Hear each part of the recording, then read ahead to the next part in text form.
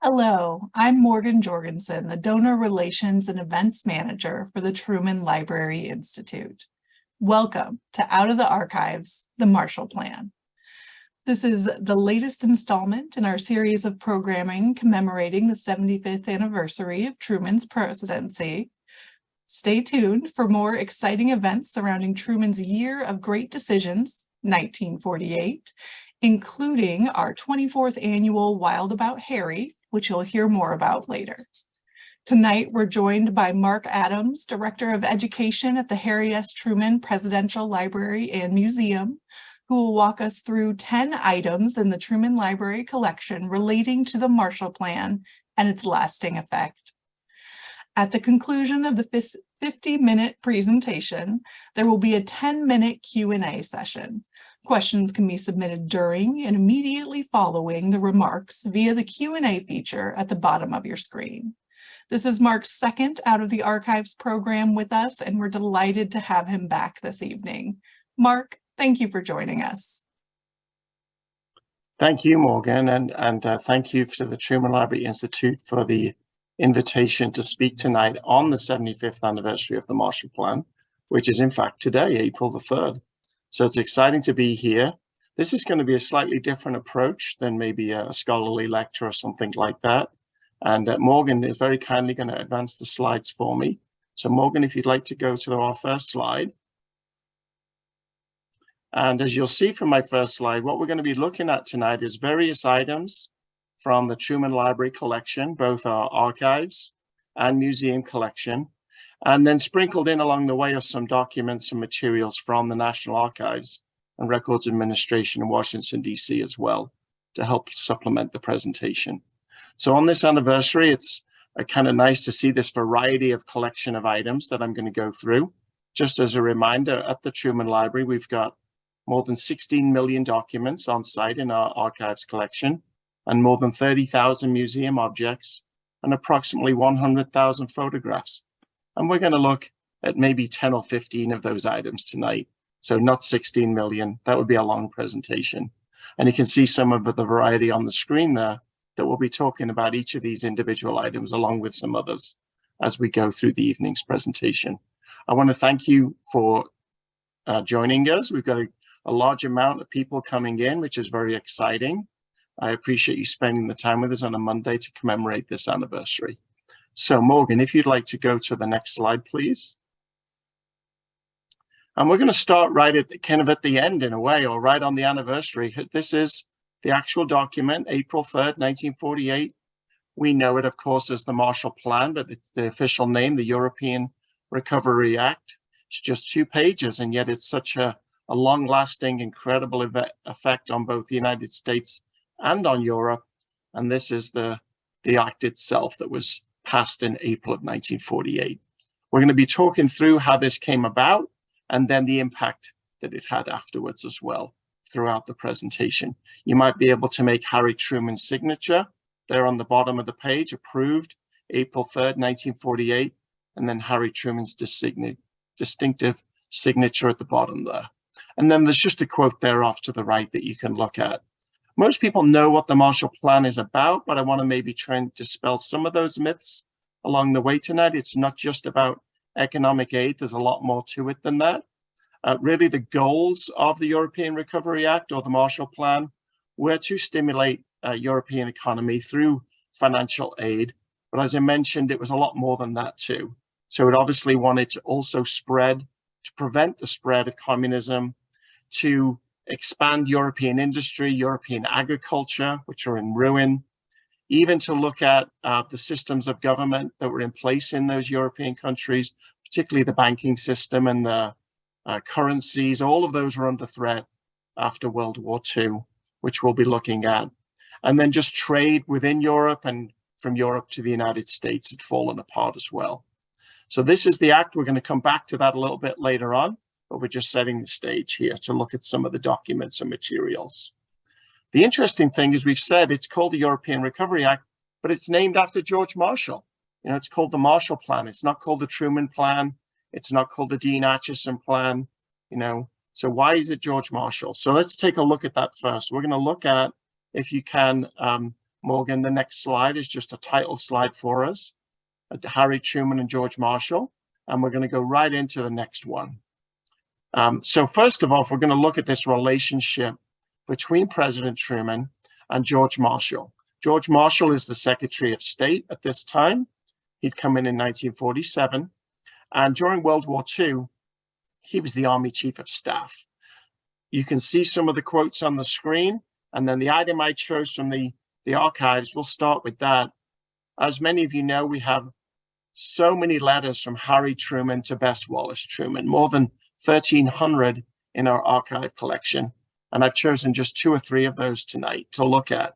And in this particular one, and the quote is at the bottom of the 3, had a grand session with Marshall today. He's one fine man, July 10th, 1947, in a letter to Bess. So even in his letters to his wife, he's still extolling the virtues of George Marshall, which tells me a lot, looking at those types of documents.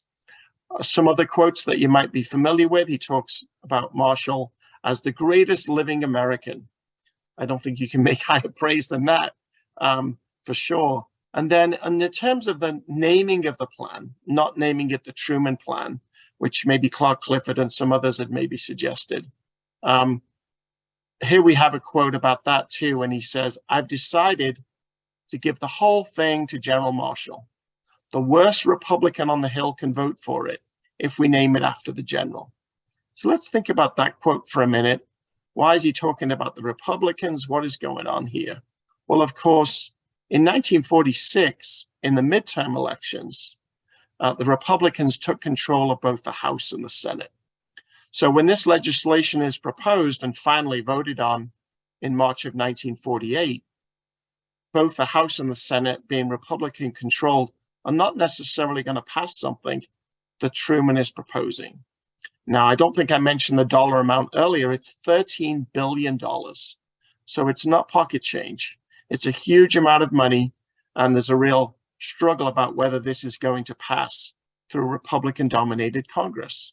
So in Truman's words, he's going to give the whole thing to Marshall. The worst Republican on the Hill can vote for it if we name it after the general. So he realized his own popularity amongst the Republicans was not going to be a great selling point. So that's one element of that. We're going to come back a little bit later to how they did get that through Congress eventually. If we can go to the next one, just to show you, we're going to get to listen to George Marshall's speech here in a moment. I wanted to show you one of the major quotes from that speech that Marshall really launches the initiative in the summer before the passing. So the passing is April 3rd, 1948. In June of 1947, Marshall makes this now famous speech, the commencement address at Harvard. And you can see the quote there on the screen, which I'll make reference to here in a minute.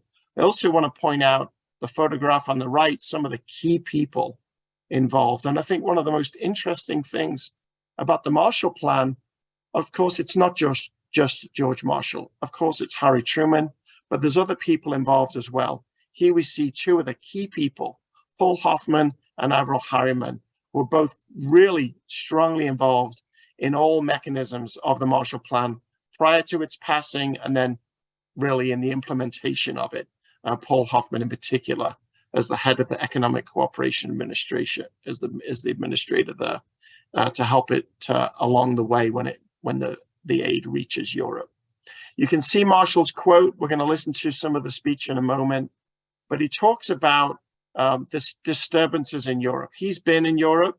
He's visited the cities. He sees the devastation, along with some of his key advisors, like George Kennan and others. They're all advising Truman. They're advising Marshall as Secretary of State. Dean Acheson has made a speech prior to this, and they're very worried about the health of the European economy, the European political system, the breakdown of society in general. They're worried about that. They're also worried, let's be honest, about the spread of communism in Europe as well. So this is a major concern. And in the middle of that paragraph, he talks about assisting into the return of normal economic health in the world. And without that, there's no political stability and no assured peace. So yes, this is economic aid, but in a way, it's also political aid as well. It's aid those democratic countries get back on a surer footing and maybe less susceptible to the spread of communism, which is going on at the same time. Just as a slight bit of context here, this is in June of 1947. In March of 1947, Truman has given his Truman Doctrine speech to Congress, and he's received $400 million in aid to Greece and Turkey by the early part of May. So this is just a month after the legislation on the Truman Doctrine. So this is part of a grander strategy of foreign policy, the idea of containment suggested by George Kennan, of containing communism, not necessarily confronting it. Truman wants to avoid World War III. So it's in a greater context of a larger foreign policy, trying to prop up Europe, so to speak, but also protect it from any spread of communism from east to west. So I believe on the next slide, if I remember correctly, we've got a clip of the audio. And it is hard for them to comprehend the plight and consequent reactions of the long-suffering people of Europe, and the effect of those reactions on their governments in connection with our efforts to promote peace in the world.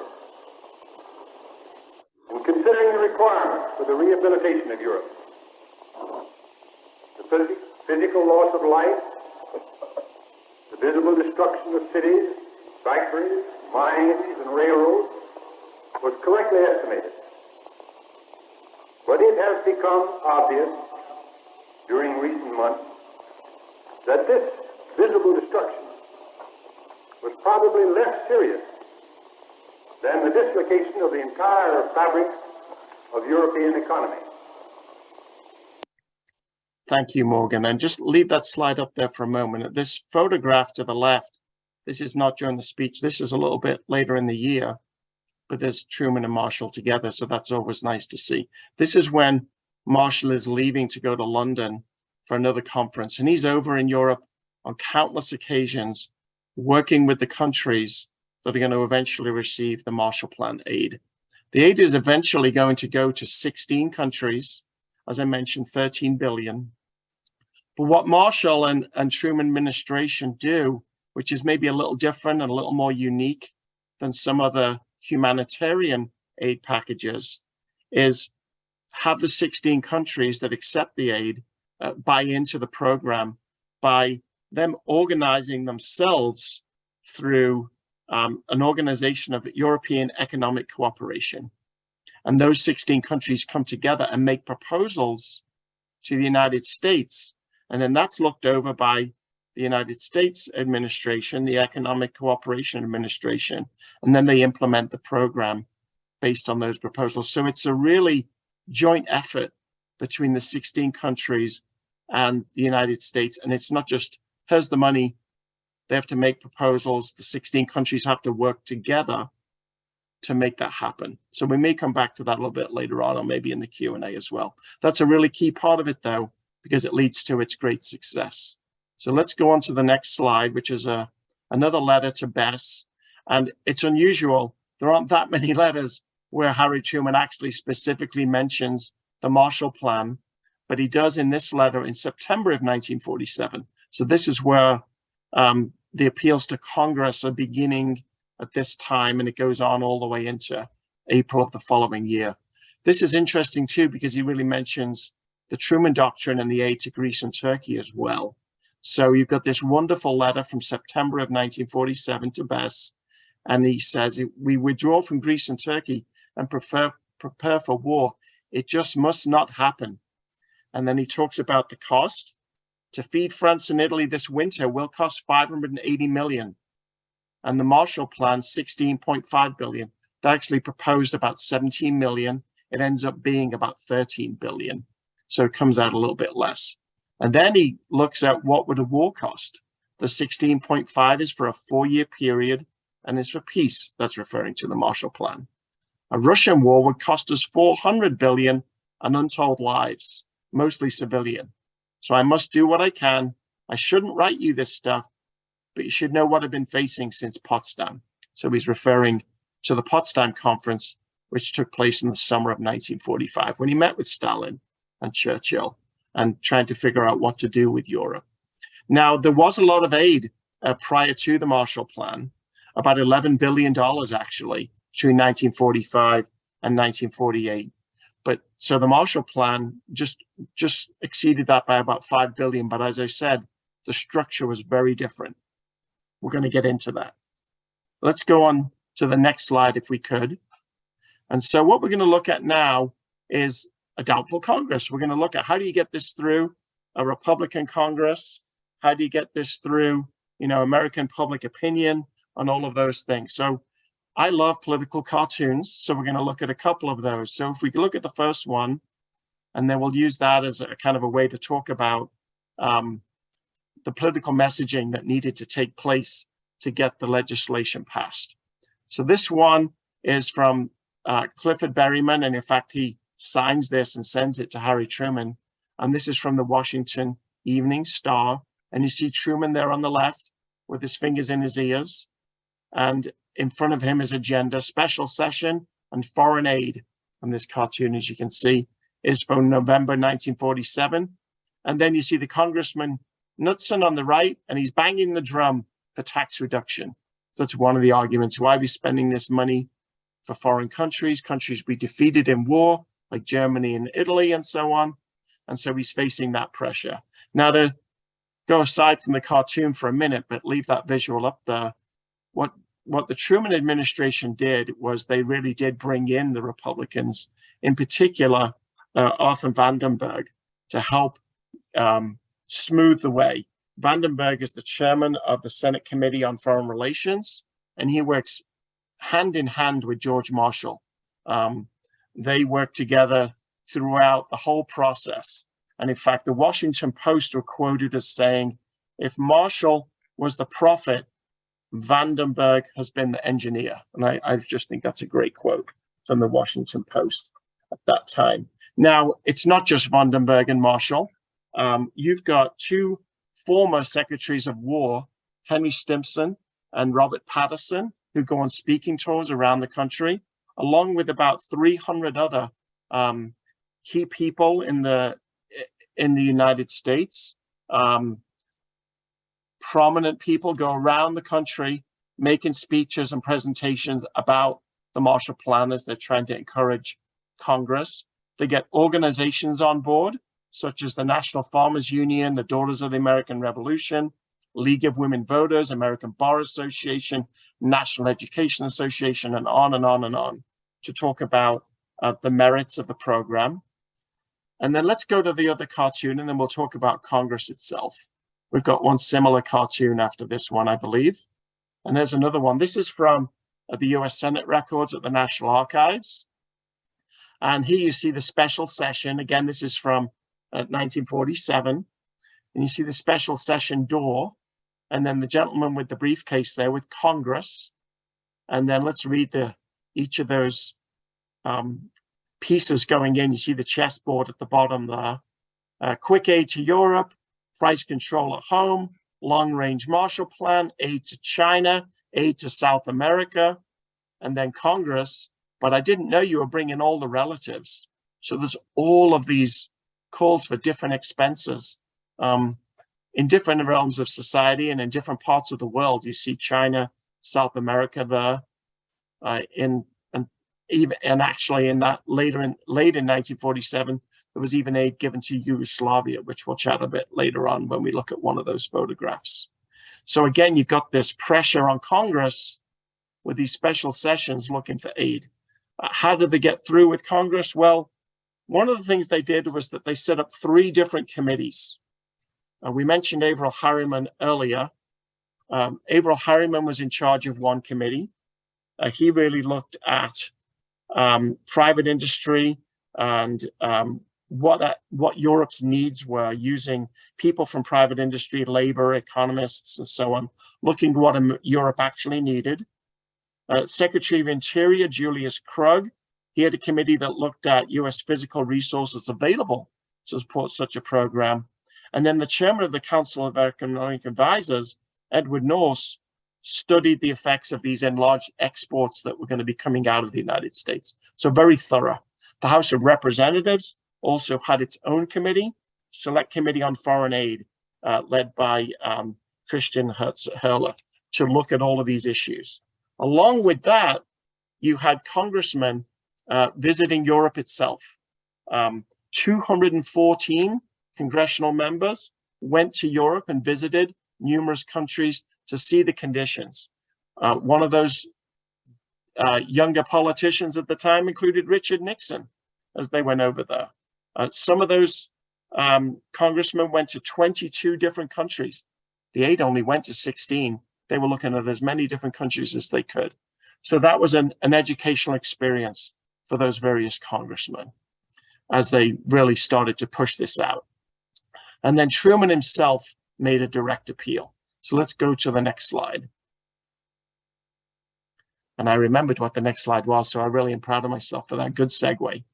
So in December of 1947, Truman has a special message to Congress on the Marshall Plan itself. And you can see here a couple of things I want to point out. And by the way, all of Truman's messages to Congress are all online on the Truman Library website, all the transcripts anyway, not the audio, but the transcripts of every one of his speeches during his presidency are all online on the Truman Library website. And so what I like about this is it really ties not only the economic aid, but also the political stability needed to make it a success. And so when he's talking in the beginning there about United States support of European recovery, and so they can reconstruct their economies, it's also to support their ideals of individual liberty and justice. So there's no hiding this. This is also to prevent the spread of communism. Then he, in the third paragraph of this particular extract, obviously the speech is a lot longer than this, he talks about how it's a joint effort, both the United States, the 16 European countries, and he's also saying that they're following the United Nations, which I find a little bit ironic, because one of the critics says that he didn't go through the United Nations, but here he is saying we're following the charter, which is kind of interesting. And then he takes a shot. He says, to defend free institutions against totalitarian pressures and to promote better standards of life for all their peoples. So he's warning them, you know, if this fails, what's the alternative going to look like? And he's really referring to the Soviet Union. So again, this idea that it's not just economic aid, there's also a political motivation there as well. Let's go ahead and go to the next one, if we could. And so we're back to the legislation. So this promotional push, propaganda, if you like, there's tons of hearings in January in particular. You have 30 days of hearings in the Senate, 27 days of hearings in the House, so almost 60 days of hearings in all. 1,466 pages of testimony in the Senate, more than 2,000 pages of testimony in the House. Yes, I referred to my notes for those numbers. Those are not off the tip of my tongue. I've got them right here. I've got my cheat sheet for those notes. But that's an incredible amount of hearings and the witnesses that come forward testifying for it. But there's one moment, really, that helps the passage. And at the end of February 1948, as things get closer and closer to the votes that are going to take place in March, is that the Soviet Union play their hand. And they, there's a coalition government in Czechoslovakia. They had wanted Marshall Plan aid. We kind of skipped over that. I'm going to get to it a little bit later with a map I want to show you, but let's talk about it briefly. The Soviet Union had said no. The Marshall Plan aid had been offered to the Soviet Union and the Eastern Bloc. Stalin turns it down, breaks off negotiations. Molotov walks out of talks with the other foreign ministers. And in February of 1948, the Soviets take control of the Czechoslovakian government. That's the last thing that people necessarily expected, although George Kennan, had advised Truman and Marshall and others in, I think it was November of 47, that this was very likely to happen. But it really shocked the Republicans. It shocked the general public that now Czechoslovakia was completely under the control of the Soviet Union and is this satellite state now of the Soviet Union in late February. And also rumored the leader, one of the leaders in the Czech Republic, Czechoslovakia, was also murdered or went missing at that time as well. So when it comes to the vote, that you see the legislation here that Truman signs on this anniversary, the vote in the end is not that close. In the Senate, in March of 1948, the Senate vote is 69 to 17. And in the House, overwhelmingly, it's 329 to 74. So I think that although they've done an incredible job with their campaigning in the fall and in the winter, the Soviets overplayed the hand there and really gave Truman what he wanted. In terms of the American opinion about the Marshall Plan, back in September of 47, most people were opposed it. By the time you got to November, December, by the end of the calendar year of 1947, people were now in favor of it. So that in terms of the American people, certainly those visits by the 300 prominent Americans and the congressional delegations going abroad, and then ultimately the hearings in the Senate and the House in January really led to a shift in public opinion and possibly a shift in congressional opinion as well. So it wasn't just a case of putting that out there. There was a lot of hard work to get this passed and get Truman's signature on it in April. So let's go ahead and go to the next slide, which is our next section. And this is actually Truman signing the legislation on April 3rd, on this anniversary we're commemorating today.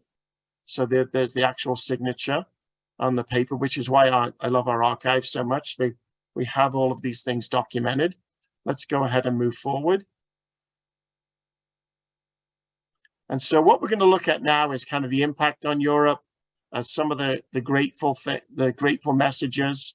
We're going to look at a couple that are prior to the Marshall Plan, as it's kind of a trend of gratitude that we're going to look at. And then we'll look at some of the photographs and an incredible book that I want to show you that we've just digitized and put on the Truman Library website. So let's look at the first one, which is this. This item is actually on display in the renovated museum. As you know, we've just finished a $30 million renovation of the Truman Museum last May, when we completely reopened. This is not necessarily the Marshall Plan, but it gives you a sense of gratitude from Europe related to World War II itself. And this is an urn that was sent and delivered to Harry Truman in 1946. And as you can see from the inscription there, I want to say a little more about it, is that this urn contains soil with blood of American soldiers that fought in the Battle of the Bulge in Belgium. And the urn is the case on the left. And then the case on the right is the case that encases it, is the green malachite case on the right. We're going to talk about both. So the urn itself actually is inside of the green case, but I've got photographs of it when it's taken out. This is the urn on the left. That's inside of this urn is the soil that contains the blood of American soldiers. And then this was hand delivered to President Truman in a ceremony in the summer of 1946. On the right, you see the jade case, and there's some writing on there. And I know that might not be clear via Zoom, so I was going to help you out with that. There's a fallen soldier on the silver plate at the top. And above that, I know that inscription, excuse me, is hard to read. It says, "In honor of U.S. Armed Forces," and it's dated 1945. And there's an eagle and a fallen soldier there inscription. And then right below that, in raised letters on the green case there, it says, "Belgium will remember." And then on each side, and you can probably see the one at the front, you can see the letters or the words "freedom from fear." Well, you can probably guess, those of you know your history and your FDR history, particularly from FDR's 4 Freedoms speech, they had each of those 4 freedoms on each side of the case. So you can see freedom from fear there. And then, of course, the others are freedom of religion, freedom from want and freedom of speech on each side of the case. And then on the urn itself, you might be able to make out some of the places in Belgium which were involved in World War II. And those are all on these coat of arms here. And you can see Malmedy probably most notably, because that's on the top left. And I'm going to read those just out of respect for those locations. Malmedy, I don't know how to pronounce them in French or in Flemish, but Malmedy, La Roche, St. Hubert, Houffalize, Bastogne, Valesam, Stavelot, Rochefort, and St. Vith. And then, of course, you can see there's a wax seal and a cord wrapping that, and then the soil is inside of that case there. So a very meaningful gift that was given to Truman after World War II, delivered to him at the White House. And you can, as I mentioned, you can see that on display. The only other piece I didn't mention, and it's not really evident in the photo, but you can see some of the wood sticking out from underneath of the green case there. Beneath the case is a swastika made of wood. And the idea is that the Allies have crushed the swastika, so it sits on top of that as a symbol that it's crushed the Third Reich. So very meaningful to Truman, and you can see that on display at the Truman Museum if you come to visit. And then if we could go forward to the next photograph or image here, and this is also featured in the museum in a flip book that we have on display. And this is these are drawings that were done by Bavarian students thanking Truman for a school feeding program. As you can see the statistics on the screen there, in the first day, 240 children in the Munich area were fed, up to later in the program, 820,000 children, 350 calorie meal 5 days a week. And so what happened was a competition was held for students to thank the American government and President Truman, and 1 million students participated in this competition. That number blows my mind. It's incredible. And then the top 50 were sent to Truman, and we have all of those in our museum collection here at the Truman Library. And we have some of those on display, digitized copies on display in the museum, quite close to that Belgian urn in the Marshall Plan section of our museum. But I'm going to show you a couple here. Here's the first one. You see the skyscrapers on the right. You see the ships coming across the ocean with the planes. The goods were not dropped from the sky, but we'll let the students take artistic license. And you can see they've dated that 1947, 48. And then you see the representation of a German city or town on the left. And then we've got one more, Morgan, for us to show everybody. And here again, this time we're going the other way. So the skyscrapers are on the left, and then Europe is on the right. And then you see the various transportation represented by the student, and with the sails, and then the goods all tied up on the boats as they come across. So they're very colorful, they're beautiful. There's a whole variety. I could have chosen a lot more to show you tonight, but in cognizant of time, we just showed you a couple for tonight's program. But they're really beautiful. And if you are in the Kansas City area or planning a visit to the museum, you can see both the Belgian urn and some examples of these drawings by these Bavarian children that were the contest winners. As I said, the top 50 were sent to Truman, and we have some of those on display. So I thought those were a really neat way that showed German's children's gratitude to Truman and to the Truman administration. Okay, let's move on to show some of the other examples. And this time we're going to be looking at how did Europe benefit from this? As I mentioned, there's $13 billion in aid. So we're going to look at some examples of that. So let's look at the first one. And this is an interesting one. It kind of prompts another story in a way. And I'm looking at the time, and I think we've got time for it. This is, as you can see from the caption, natives of a Yugoslav village waiting for the first arrival from Greece to come to to Yugoslavia. Now this, this aid had come from Texas, as it mentions in the caption, of flour, coming to, first of all, to Greece and Salonika in the northern part of Greece, in the northeast part of Greece, and then over to Turkey, to Yugoslavia from there. Now, when I show you a map in a moment of the Marshall Plan, Yugoslavia is not part of that aid. But in November of 1950, Truman actually does a message to Congress asking for separate aid to Yugoslavia in November of 1950. And that address is on the Truman Library website. You can read that. And you can see here it's part of a $69 million program to Yugoslavia that's suffering a drought. And here you see these expectant faces of these families waiting for this flour to come in from Texas to Greece, finally to Yugoslavia. And then, as it says there, another 10,000 tons is coming the next day. This is about 6,600 tons of this flour shipment that's coming over. So kind of interesting that some of the countries that are actually not part of the Marshall Plan, as the Marshall Plan expands, you see Truman do his Point 4 program, money to other countries. There's aid to India, there's aid to Asia, and then there's, of course, aid to a European country that was not included in the Marshall Plan. And Truman makes point of saying that Tito has broken away from Stalin at this point, and so makes the argument on those grounds. Let's go ahead to the next one.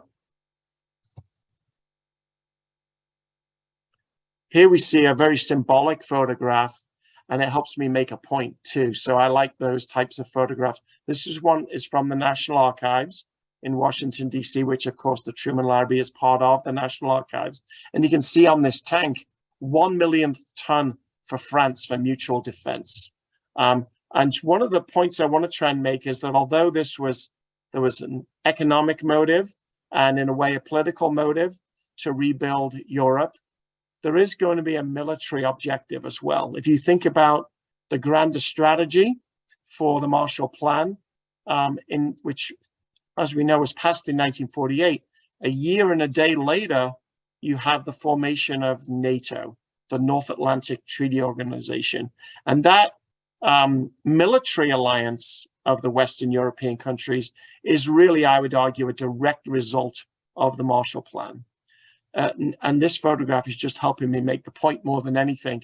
But it's really a point of significance, though, because once you have that military alliance, you get more and more private investment in addition to the Marshall Plan dollars. And some historians like Ben Steele and others have argued that that private enterprise, that private investment, helps the Marshall Plan succeed even more, because that money eventually exceeds the Marshall Plan aid from private investment. And that private investment is only going to come when there is stability. And he argues that NATO provides that stability. The other point, too, is that it helps the French and the British in particular, who have qualms about aid going to Germany. They're worried about Germany being remilitarized again. The Marshall Plan money is given to Germany to rebuild its industry. They've done away with the Morgenthau Plan and no longer going to be an agricultural country, which was never going to work anyway. And they make Germany a reindustrialized country, very different than how they're treated after World War I. And quite naturally, the French and the British are worried about that. And so they really insist on this military alliance in case the German experiment goes bad. And so by 1949, as I mentioned, the North Atlantic Treaty Organization is formed, and we see that, the prominent place that NATO has today. So a huge legacy of the Marshall Plan is NATO. But as I mentioned, that military security allows for private investment, but it also allows for the British and the French to agree to that kind of industrial recovery for Germany as well. And so there's a lot of different nuances there. And if we can go to the next one, I keep trying to advance my slides myself. So this is a book that I really want to pay credit to our audiovisual archivist, Laurie Austin at the Truman Library, that she brought my attention to this book in our archives. One thing I didn't mention at the beginning, just as some background, is that the $13 billion was not given in 1948. It was given year by year. That's deliberate. So each year, the Truman administration had to go back to Congress to get the money reauthorized. And each year, the money was slightly less and less as the program went forward, and it was going to stop in 4 years, 4.5 years' time. That's a deliberate strategy because they want to measure the accomplishments of it. Is this money being wasted? The Republicans said, you know, the money's going down a rat hole, and some of them were opposed to it. And so they had to make reports, go back to Congress each year for appropriations. And so this is one of the things that was used to help with that. And this book is called The Marshall Plan at the Mid-Mark. So about halfway through, 2 years in. And this great photograph, this is Dean Acheson on the left, and he's presenting this book to George Marshall. But you'll see the one I have on the screen on the left, if you've got eagle eyes, this is actually Harry Truman's book. So we have Harry Truman's book in our collection. There's George Marshall's book. Averell Harriman's book is with the Library of Congress, and they have it digitized and online. But guess what? In the last week, the Truman Library has digitized this book, and you can see the whole thing online on our Marshall Plan pages. So we're going to look at some of the interior pages of this astonishing book. It's more of a photo album than anything, but it shows the accomplishments of the Marshall Plan. And on the first page, though, as we go to that, Morgan, is we're going to look at some of the statistics. Now, again, this is about 2 years in, and it's going to be very pro-Marshall Plan. So, you know, take that with a grain of salt if you like, but there's no doubt that the accomplishments of the Marshall Plan, and you see some of the things that they champion here. Coal production is up 17%, steel production is up 52%, electric power 21%, cement 58%, and so on. And then it talks about grain and sugar and meat and milk and fat and oils at the end as well. So this astonishing book shows photographs that I want to share with you. Just 2 or 3, but there's a couple that mention Missouri, so I have to show them, right? Harry Truman would be proud of those. And I think that's probably why they're in there, to be honest. So let's go to the next slide. First of all is our map that I promised earlier. This map is in the book, and this shows the 16 countries that received the aid. We talked earlier about the Eastern Bloc and the Soviet Union. It was offered to them, but I think, honestly, I think that the Truman administration and George Marshall and others realized that the Soviets would probably turn it down, and they did. And then you see Yugoslavia there. If you don't know your map, it's right across from Italy, across the Adriatic. It's blanked out in white. Yugoslavia did not receive aid. You see Greece to the south, and then Turkey to the south. Those countries did. You also see Spain did not receive any aid, and that's because of General Franco. But you see the other countries there featured in this map. And way to the north there, you'll also see Iceland is included. And we can talk about the different percentages of aid later in the Q&A if you would like. Let's go to the next page. I'm anticipating my photographs. Okay, so here's one in the center is the one I wanted to show you. And this is, you can see this is from the interior of the book.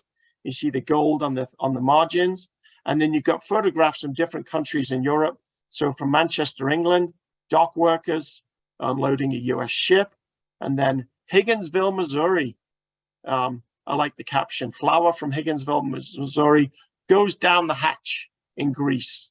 And then you see the boy there eating the bread. And then you see a photograph at the top of a family home, somebody moving in Copenhagen. We haven't talked much about housing, but in Europe, there was a great house building program due to the Marshall Plan. We see a weaver there in France, and although the caption's cut off on the bottom right, that's an architect working on plans in the Netherlands. I want to make a point about Manchester because I'm from Liverpool, England. Manchester is about 30 miles away. Manchester is not a port. And here we are, dock workers unloading a United States ship. That's not a mistake. There's a huge canal that runs from the Irish Sea, from Liverpool to Manchester. It's about 30 miles. And it's the canal, you think of a canal with barges. Canals are large enough in this part of the United Kingdom to transport a heavy United States ship. So it goes all the way through the canal to Manchester where it's unloaded, which is an incredible to me that, you know, we have this photograph. Then another one I'd like to show you, if you can go to the next slide, and this is my favorite.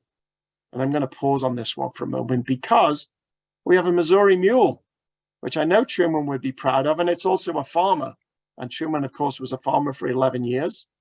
And this, to me, I'll pause for a minute, but this, to me, symbolizes the Marshall Plan, because this is a Missouri mule on the right and a Greek myrrh on the left, and it's the cooperation of the European country, in this case, Greece, and then an American mule, a Missouri mule, with the Greek farmer, helping plow the field to get the economy going again, to get agricultural going again. It wasn't just about industrial development, it was also agricultural development. And so here you see the two animals working in consort, collaborating and cooperating to get the economy in Europe back on its feet. Just an astonishing photograph. And the fact that it's a Missouri mule, I think, was chosen deliberately to show President Truman. But I think it really does symbolize the Marshall Plan in one photograph. So thank you for pausing on that one, Morgan. Let's go on to the next. We're keeping track of time. We're going to get there in 3 minutes. This is just a before and after photograph of a metalworks program in Belgium, showing the destruction on the left and the recovery on the right, exactly what the Marshall Plan aid was designed for. Let's go and move on. We're going to go through these last couple a little quickly. We just got 2 photographs left, I believe. The European Recovery Program, as it's known, you can see on the front of this building in Venice, they even had exhibits about the European Recovery Program. They had poster contests that the Marshall Foundation has, all of these posters that were designed to promote the Marshall Plan all across Europe. And this is the exterior of the building. And on our next photograph, you'll see the interior where we have an exhibit about the Marshall Plan. And so you can see the flour sacks on the left there, and then the exhibit in the background, just showing how the Europeans were educating the public about the kind of aid that was coming in from the United States and how the 16 countries were cooperating. So let's go ahead and go on to the next slide. We're going to finish with a conclusion. So let's go to that, Morgan. Thank you. So I just wanted to wrap up, and then we'll have 10 minutes for Q&A. I got 2 minutes to do that. Obviously, just the bullet points here on the right, the idea that American isolationism is over. You know, there's no doubt about that. The containment policy put forward by George Kennan is really in play. They're now containing communism, but they're also rebuilding their enemy, like the Germans, the Italians, the Turks. Marshall Plan, of course, has been recognized as a great humanitarian effort, but of course, the political and the military aspects of it should not be ignored either.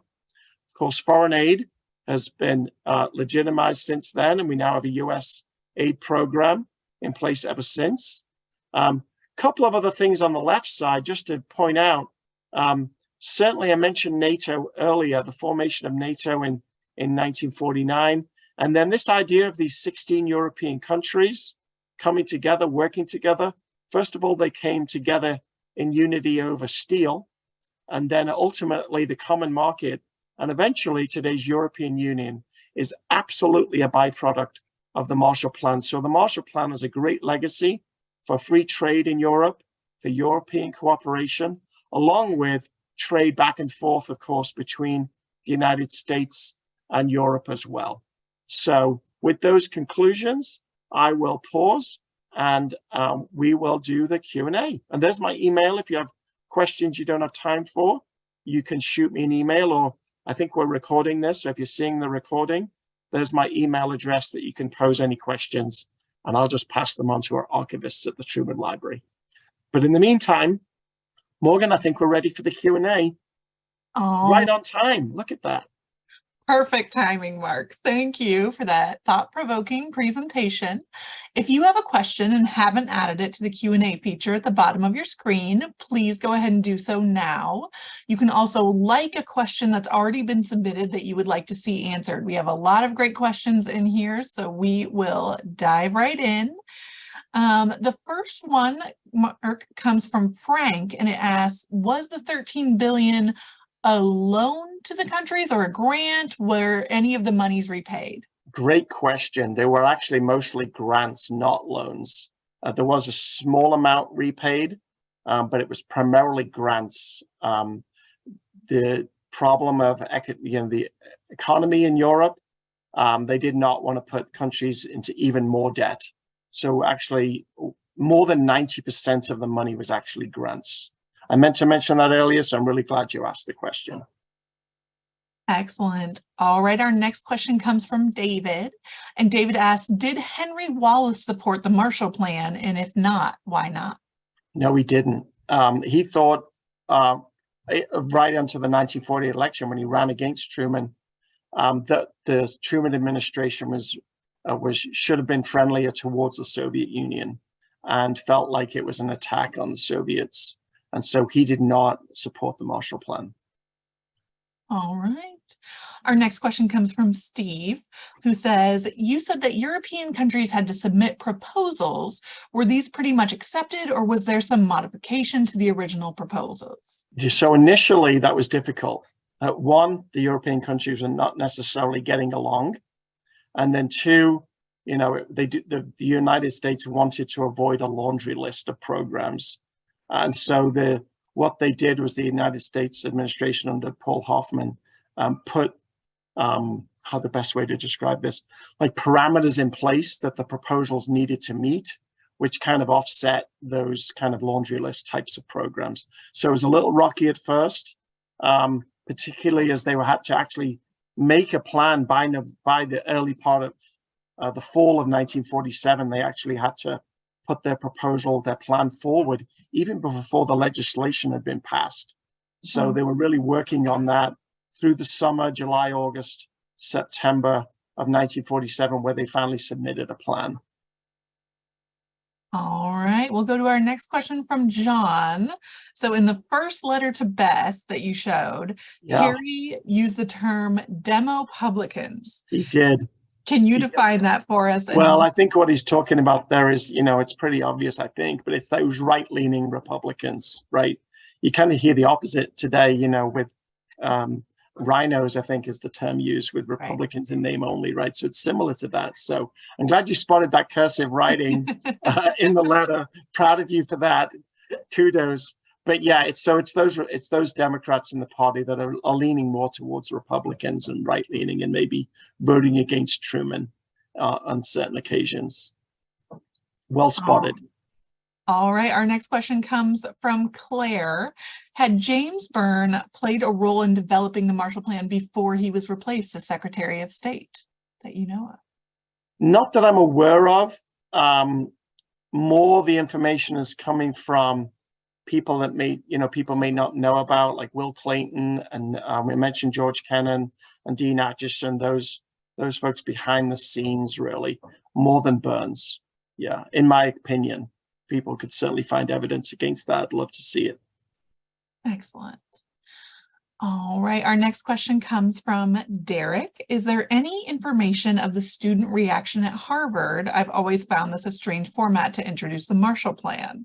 Yeah, and in fact, Dean Acheson thought it was a terrible idea to do this at a commencement address. The people don't pay attention to that, he said. I've not found any reaction from students. I think the strongest, most visceral reaction, positive reaction, I should use that adjective instead. Most positive reaction immediately was from the United Kingdom. Their foreign minister, Bevan, jumped on it right away and was immediately in contact to say they wanted to be part of it, which was a bit of a challenge to Truman, actually. Because I'm British myself, I'm a little bit more aware of this, but it was a new British Labour government in 1945, and then nationalizing the health industry, nationalizing the rail industry. And that made a lot of people in the United States uncomfortable that were doing business with what was essentially teamed as a socialist government. So it was kind of an interesting dilemma for the State Department in particular, dealing with this new type of government in the United Kingdom at that time. All right, we've got time for a couple more questions here. The next one comes from Rita, who asks, was the Berlin airlift part of the Marshall Plan? It wasn't, but it comes right after it, right? So you've got this legislation, and it's probably a program coming up through the Truman Library Institute, I'm sure. But they had the legislation passed in April the 3rd, as you know, the date today. But then the Berlin blockade, that blockade takes place in June. So there's separate aid. The Berlin airlift and those measures obviously cost lots of dollars as well. I don't have that number in particular in front of me right now, but it was a separate package. And in fact, a lot of the German aid was separate because they did receive aid, but they don't become West Germany until 1949. So it's still those 4 zones, including the Soviet zone, until it's separated off there in June of 1948 by Stalin. So those 3 Western zones continue to receive aid separately. And in fact, the US takes on most of the German debt. That's one of the things that the French wanted, the reparations and the money they were owed. And the Americans said, no, we've taken control of their debt. I think in the end, about a third of the German debt had to be paid off, but everything else was wiped out by the United States government. And I might have that percentage slightly wrong, but it's something like that. They wiped out most of it. All right, our next question comes from Mary Ann, and she asks, since he had a lot of success in doing this type of work, I'm wondering if Herbert Hoover was contacted about this. Herbert Hoover was involved. Yes, he was. And I should have included Herbert Hoover in my presentation. He went over to Europe to inspect the countries ahead of those congressmen that I mentioned. He's obviously been involved in Belgian relief earlier in his career in World War I. And he was really approached by Truman himself to go and inspect Europe and to give reports back. And a lot of the Marshall Plan was based on some of the findings that Hoover made. And I'm really glad, Marianne, that you brought that up, because that was an oversight on my part. All right, I'd like to end on this question, and apologies to John who asked it. I'm going to kind of expand on it here. It's a good question, and a particular Truman quote comes to mind, for me at least. So John asks, how much credit is given to Marshall for the success of the program? And I wonder if you could just talk about the legacy of this program and how history remembers both Marshall and Truman's roles in it. Yeah, that's a really great question, and it is a good one to finish on. I can't remember who made the quote. It might have been Truman himself, I'm not sure, but naming it after Marshall, we talked a little bit about earlier. And somebody said if it was a success, then people are going to applaud Marshall. And if it's a failure, they're going to blame Truman. And I think that's very insightful, because no matter what happened, if it didn't work out, Truman was going to be on the hook, not Marshall. So that's interesting. In terms of the legacy, we talked some about that at the end with the last slide. But to me, I think it was Cabot Lodge who wrote a letter to, I think it was to Vandenberg, that we're not going to see this unfold. The European recovery is going to take 25 to 50 years. And then you see 50 years down the road, approximately, in 1989, the Berlin Wall comes down and Germany's reunified. And that's kind of the ultimate legacy of the Marshall Plan. And so certainly those types of the political stability that was given to Western Europe in particular, those 16 nations, but others too that are next to it and receiving aid as well, ultimately, like Yugoslavia. The growth of European unity and the push towards European currency, which took a long time, but the Marshall Plan is certainly the forerunner of that, because it really encouraged European cooperation.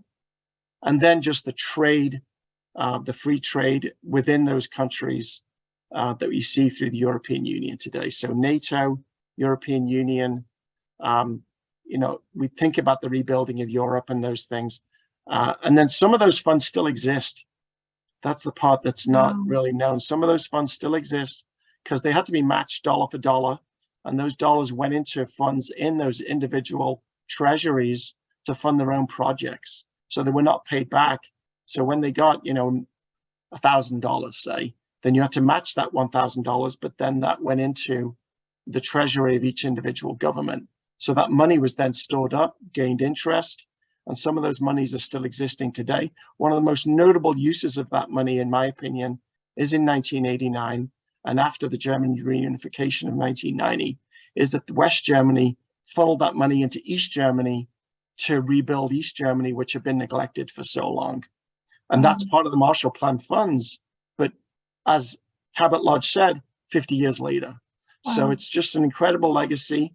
The economists were very wise in the way they made those financial arrangements. They closed the dollar gap and all of those economic frailties that Europe faced. So the organization, both from an economic, political, and through NATO military alliances, ensured its success, and really why it's unique, and I don't think it can really be replicated. Absolutely. There's a particular Truman quote we're fond of over here that says, "It's amazing what you can accomplish when you don't care who gets the credit." It is a rare point of view for a man in Truman's position, and one of the reasons we are so fond of him. Well, thank you all for joining us today, and special thanks to Mark for these incredible sharing these incredible artifacts with us tonight. Just got some wrap-up business here. This year's Wild About Harry Gala will be on April 20th at the Mulebach Hotel. Join us for an unforgettable evening honoring Harry S. Truman and raising funds for his presidential library. This year's event features famed presidential historian Doris Kearns Goodwin and Truman Legacy of Leadership Award honoree Admiral Michelle Howard. Whether you love history, love Harry, or just love a great party, you won't want to miss it. To purchase these tickets or find more information about this exciting event, please visit our website, trumanlibraryinstitute.org. And don't forget, tickets are on sale now to visit the all-new Truman Library. As always, members enjoy the benefit of free year-round access to the museum. To become a member or purchase your tickets, visit trumanlibraryinstitute.org. Special thanks again to Mark Adams for joining us tonight, and thank you all for tuning in to support President Truman's legacy. Good night, everyone.